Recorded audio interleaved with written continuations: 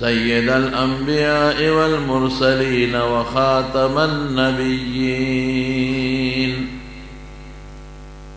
صلى الله تعالى عليه وعلى آله وأصحابه وأزواجه أمهات المؤمنين. أما بعد فأعوذ بالله من الشيطان الرجيم. بسم الله الرحمن الرحيم. ثم أورثنا الكتاب الذين اصطفينا من عبادنا فمنهم ظالم لنفسه ومنهم مقتصد ومنهم سابق بالخيرات بإذن الله ذلك هو الفضل الكبير. جنات عدن يدخلونها يحلون فيها من أساور من ذهب ولؤلؤا ولباسهم فيها حرير. درود شريف وايه. اللهم صل وسلم على سيدنا ومولانا محمد وآله وصحبه أجمعين. معزز علماء کرام و دی مجلس حاضرین مسلمانان رونو، کال پا کالم دلتا دا قرآن شریف ختمونه یو داغی پا خوشحاله کی اجتماع جوڑی گی. سخ کال هم دلتا پا دی گلستان مسجد کی چی دا کم مدرسه دا داغی نا گن شمیر معشومان فارغ شوی دی، چا پا ناظره و چا پا یاد قرآن یاد کرده، حافظان جوڑ شوی. اور محترم رور جناب مولانا عادل شاہ صاحب اور مولانا محمد بلال صاحب اور داغی مرگرو دا اجتماع جوڑا کرده دا و تاسم پر شوق راغلے. اللہ پاک دی زمون ستاسو دا اجتماع وخپل درگاہ کی قبول کی. زمانون قرآن شریف او حضور پاک مبارک دوان یو بل سر لازم ملزوم دی. سنگے مولانا صاحب تاسو تووی دا عائشی صدیقین تپوسو شو کہ دا حضور پاک خوی سدے افرمائی کان خلقه القرآن. نبی علیہ السلام عملی دا قرآن شریف نمونوا. دا دمون قاریان صاحبان چی چاہتا تجوید خی نلاول وطا کتاب کیو خی جوال القرآن وغیرہ. دا لیف دا مخرج دے و دا بے دا دے و دا قاف دا دے دا غی نرست وطا بیا مشق کئی عملی تا وروطا خی کہ یو سڑی شل کتاب ہم دا تجوید ہوئی او دا مشق نہیں کردے دا نقاری نشی جوڑے دی. دا سینس پا دے مضامینو کے چکل آغا سینس ماسٹر دا سینس یو مضمون اخی وطوی چے مثلا کاربن ڈائی آکسائڈ گیس دا سے جوڑے یا اکسیجن دا سے جوڑے نو آغا چپٹر وطوخی نو بے بودی آغا امتحانی او حالی پا دا غی پا سکول کے کالج کے آغا حال کے دا سینس حالی دا غی کے آلات پراتینو عملی تر وطوخی گورای خواہ دا سے اکسیجن جوڑے گی او دا کاربن ڈائی آکسائڈ تا پا دی طریقہ کنورٹ کی گیا غیبا دی پوئی کی بید عمل ننزد کی. دا قرنگ قرآن شریف دا زمون دا پارا یو راہنما کتاب اللہ را لے گلے دے او دا اغی عملی نمونہ نبی کریم صلی اللہ علیہ وسلم یو بل نجودان دی. زب یو مثال در کم قرآن شریف کے اللہ فرمائی اقیم الصلاة پابندۍ سره مونځ وکړي. دا معنا چا ښوولې؟ حضور پاک. یعنې اقیمو خو معنا دا ده چې همیشه یو کار وکړي. ډېرې معنی امام بیضاوي ګڼې لیکلي، نور علما هم لیکلي دي، خو زه یو دا معنا هم ده چې دا وي مو همیشه وکړي. او صلات خو دعا ته مونځ خو من خو د مونځ معنا چا نه زده کړه؟ دعا ته. یو صحابي حضور پاک له صدقه راوړه بیت المال ته، نو نبی علیه السلام څه وایي؟ اللهم صل علی آل ابي اوفا، خدای په د رحم نازل کړي. صلی معنا رحم. مونږ مانځه کې نه وایي اللهم صل علی محمد وعلى آل محمد، دعا کوو کنه رحمت پې نازل کړي. نو صلات دعا ته. دا چې مونږ سار 2 رکعاته کوو، ماسپښین 4، مازدیګر 4، ماښام 3، ماسخوتن 4، دا قرآن شریف کې نشته. دا 2 رکعاته ډک او 2 تش چې مونږ ورته وایو، او دا قید اوله ده او اخره ده، او دا رکوع ده او دا 2 سجدې دي، دا ټول قرآن کې نشته. بالکل دا مونږ ته چا ښوولي دي؟ محمد مصطفی صلی الله علیه وسلم. څومره چې په بخاري ترمذي د حدیثو کتابونو کې او د فقه په کتابونو کې کتاب الصلات ته دومره غټ جلدونه، دا ټول د اقیم الصلات ته د رکوع ټکي تشریح ده. دا مونږ ته حضور پاک ښودلی. نو نبی علیہ السلام مبارک د قرآن عملی نمونه وه. بس د پیغمبر سره مینه، الله سره مینه، الله سره مینه، پیغمبر سره مینه. د پیغمبر سره بغض الله سره بغض دی، الله سره بغض پیغمبر سره بغض دی. تو صفا خبرې دي حدیثو کې راغلي.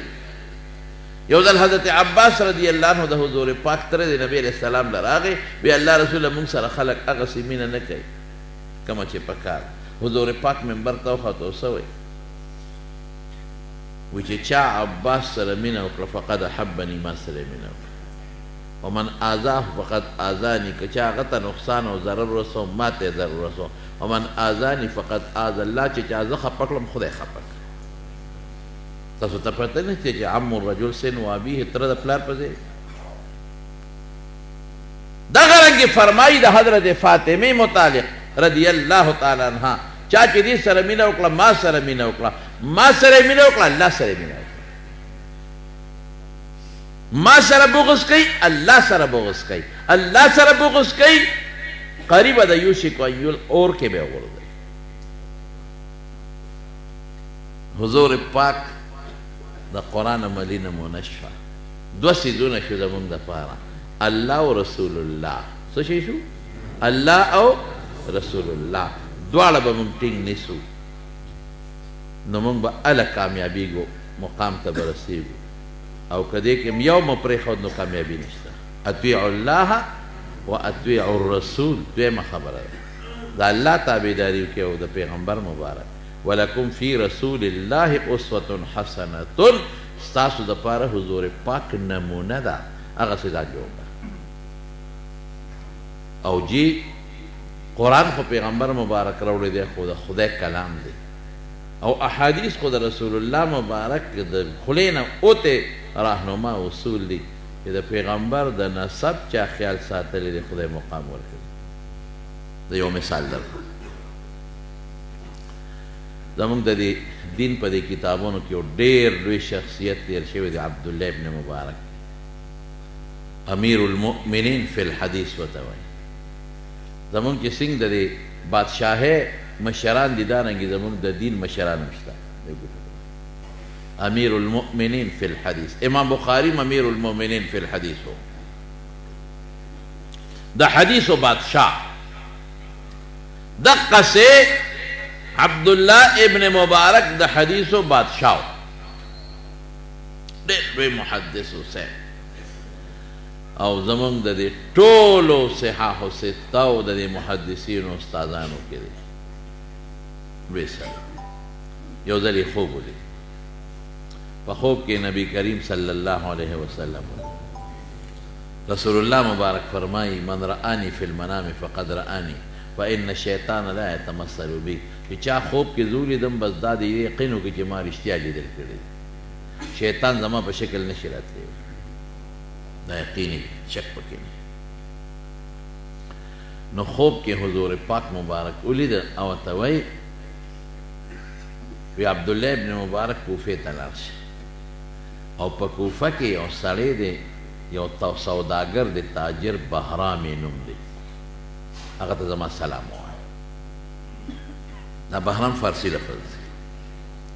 دی چې څنګه د خوب نه پاڅېدو شاګردان پرې ډېرو تپوس یې وکړه هلکه ما له معلومات والې په کوفه کې یو تاجر دی بهرام زما ورسره کار دی خو څوک یې پوه نه کړ چې دا خوب ما لیدلی دی شاګردان وایي صاحب خو مشهور سړی دی خو ډېر لوی تاجر دی دنیا کې مشهور دی خو تاسو هغه سره څه کوئ وی ولې وی خو مجوسي دی د ور عبادت کوي ده وی چې داسې کار دی چې کوفې ته تلل غواړي او رسول الله مبارک ورته دویمه خبره څه کوي او دا خوب درې ځله عبدالله ابن مبارک لیدلی دی یو ځل هم نه او دریم ځل ورته وی حضور پاک وی کوفې ته لاړ شه په بهرام زما سلام هم ووایه او دا ورته ووایه چې جنت ته به ما سره یو ځای داخلېږي ماشاءالله جنت ته به ما سره یو ځای داخلېږي ماشاءالله دا داسې دی چې هغه دې نه لویه خبره بله نشته نو چې دی را روان شو کوفې ته نو هلته کې شاګردانو لوی استقبال یې وله وکړو ولې دنیا ته پته وه چې دا خو ډېر لوی سړی دی چې کوفې ته راورسېد شاګردان وی حضرت څنګه راغلی وی یاره ما له معلومات واخلئ یو تاجر دی په کوفه کې بهرام یې نوم دی زما هغه سره څه کار دی یو بلکل شته دی صاحب ډېر لوی تاجر دی غټه منډی ده او ډېر لوی کاروبار یې دی خو صاحب اخو مجوسي دی مجوسیان د اور عبادت کوي بل نشته وی نو همدغه یو بس وی زما څه کار دی ورسره زه ملاوېږم شاګردانو هم دا خیال وکړو چې د خو تجارت به کوي ورسره نو خلک خو کافرو سره هم تجارت کوي څه خبره نشته نو دا مونږ چې تاسو ته وایو چې اسرائیلو سره تجارت مه کوئ د یهودیانو شی مال دی شرن داسې نه شرن خو کافر سره هم تجارت کولی شي هغې کې یو غرض دی یا هغه بل مقصد دی چې د حضور پاک خاکې جوړوي هالین د هغې شیدونه مال یا د قادیانانو مستوات مال د هغې مقصد دا دی چې دغه پیسه هغوی ستا د دین خلاف استعمالوي دغه پیسه هغوی د حضور پاک د ناموس خلاف استعمالوي نو په دې وجه نه خلک وایي چې مال یې داسې زور ورنه هسې خو د کافر سره شی اخېستي چین ته خلک نه دي چین کافران نه دي خلک دې سودا کوي امریکا جاپان نه شی نه لري اسرائیل دغه شی د مسلمان خلاف او قادیانان چې څومره پیسه ګټي نو هغه ټول د قادیانیت په خدمت کې د هغې په پیسه کې باقاعده د خپل قادیانیت حصه ده د هر چا په پیسه کې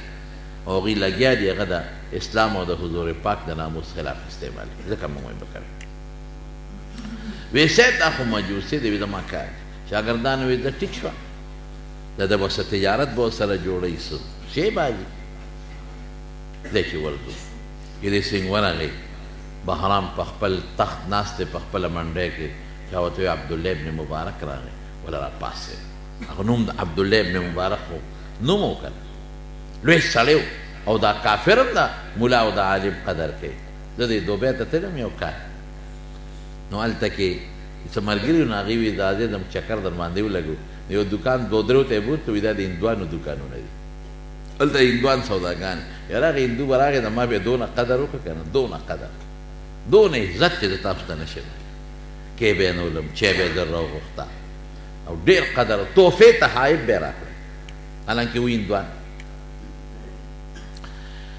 نو چې دی ورغی اوله بهرام را پاسېد وی دا د عبدالله ابن مبارک دی ډېر په عزت یې کېنو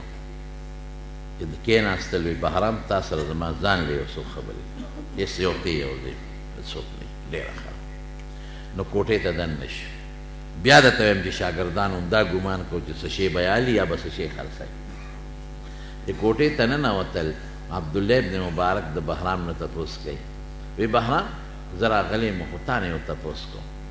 تا یو کار کړی دی ډېر د نیکۍ کار دی کړی دی او ما ته به هغه کار وایي وی عبدالله ابن مبارک زما څه نیکي ده زما خو دغه نیکي ده چې څو غریبانان او څه شی یې پکاري خیراتي ورکړم چا باندې مې قرض پورې او نه شي راکولی ورته یې پرېږدم غریب یې ورسره ګزاره کوم دلته په خلکو ډوډۍ موډۍ وخورم بس دا د غریبو سره مدد کوم وی نه دا وړې خبرې دي تا څه کار کړی دی خو تا ته معلوم دی چې څه کار دی خو زه راغلی یم دا به ما ته وایي وی عبدالله ابن مبارک یو کار مې کړی دی زه هغه کار فاش کول نه غواړم وی زما به تا سره دا وعده چې ستا په ژوند به دا راځي او که ستا د وفات نه پس وي نو بیا ټیک ده وی وعده ده وی یو دروازه بنده کړه وی قصه اوږده ده وی عبدالله ابن مبارک ما له خدای ډېر لوی مال راکړی دی دا چې تا ولیدل دا ټول زما مال دی او دا ټول اوخان انټرنیشنل ټریډ سنټر و دا یعنی بین الاقوامی تجارتي مرکز دا ټول خلق دلته راځي او شي اخلي او د اوخان دي او بار کېږي او څه ځي او څه راځي او تا ولیدل په سوونو نوکران دي څوک سامان بار کوي او څوک کوزوي او لګیا دي اخیستل زما دا نوکران کوي او دا خرڅول هم دوی کوي او پیسه ماله را روانه ده خو ډېره لویه پیسه ماله را روانه ده او زما مال شام ته او یمن ته او دنیا ملکونو ته ځي او خرڅېږي او د هغه ځای نه راځي او دا تا ولیدل چې دا منډی کې اوښان راځي کوزېږي او خرڅېږي زه څنګه نه یم خبر نوکران لګیا دي کار کوي ډېر لوی مال مې دی یو زوی مې دی ډېر زوی مې هم نشته نو زما د زوی واده نو ما وی زه په دې زوی داسې ډوډۍ ورکوم چې داسې باندې چا بادشاه نوم نه یې ورکړی مال ډېر دی څه پې کوم او د زوی مې واده دی او صدقه پې کوم خیرات پې کوم صدقه خو هر مذهب والا کوي نو ما اعلان وکړه چې وروره ښځې دي او که ماشومان دي او که سړي دي ټول راځئ او د بهرام د دوی واده له ډوډۍ به خورئ صدقه ده هر خاص و عام دی راځي ښځو له ځان له ځایونه مې مقرر کړ راتلې به سړو له مې ځان له ماشومان تر دې حده پورې که خان دی که غریب دی ما ګفټونه هم تیار کړل چې کوم به غریب و ما به هغوی له جامې م ورکولې جوړې پیزار به مې م ورکاو نغدې پیسې به مې م ورکولې څو ورځې دا ډوډۍ وچلېده خلکو خوړه او یوې مړه مې وړی بس پخلی کېږي او روان دی او بلا ګفټونه مې هم خلکو له ورکړل وی چې بلکل اخیري ورځ شوه د نوکرانو ته مې وی چې دا کوم لوښي دي دا م وړی دا هم دې خلکو له ورکوي په خپله وړی تر تالان مې کړل هر څه وی د شپې نیمه شپه و ډېر زیات ستړی وم بالخانې ته وختم وده شوم نوکران هم ستړي و غریبانان وده شو وی دې کې مې ور وډبېده وی ډېر خفه شوم چې هلکه زه خو ستړی یم څو ورځو نه بې خوبه یم او چې ایله نن کوټې ته وختم دمه شوم نو دا څوک ظالم دی چې ور یې ووه خو ما وی چې نوکران نه پاسو ما نه زیات ستړي دي زه په ناسته ستړی ما په کار ستړي دي هغوی وده دي راشه په خپله ورکوشه وی چې ورکوشم او دروازه مې کوله وکړه د دروازې مخکې یو زنانه ولاړه ده او جینۍ ده پیغله جینۍ ده پړونې تاو کړی خو چې دې جینۍ ته مې وکتل دې سره ډیوه ده او هغه ډیوه کې پړق پړق کېږي تیل ختمېدو والا دی او پړق پړق کوي مري او دې جینۍ جامو ته چې مې وکتل جامې یې شلېدلې دي پړونو ته مې وکتل پړونو ته یې ټوټې لګېدلې دي چې پیزار ته مې وکتل شلېدلې دي ورپسې غریب یې پسې راښکې شي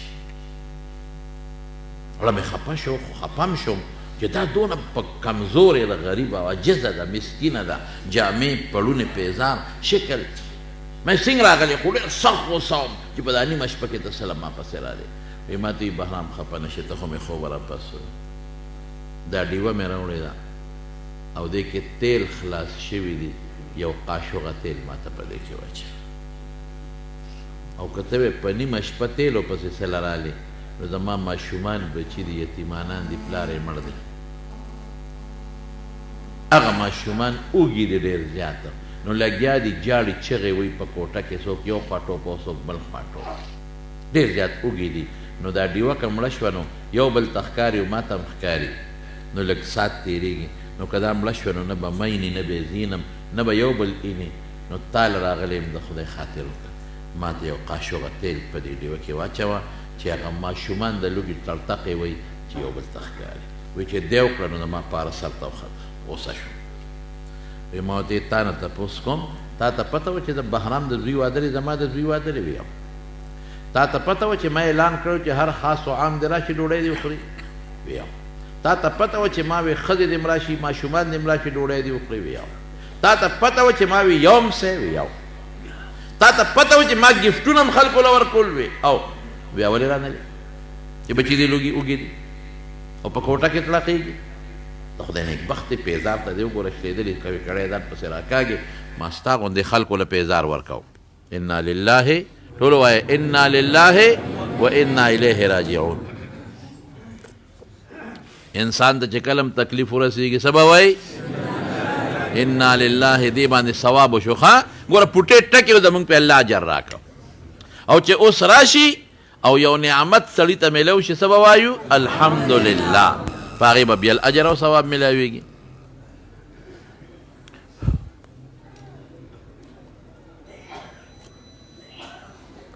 ښه الحمدلله وایه ټول. جی ما وید ما خو تا لپاره ستا غوندې خلکو له ورکول.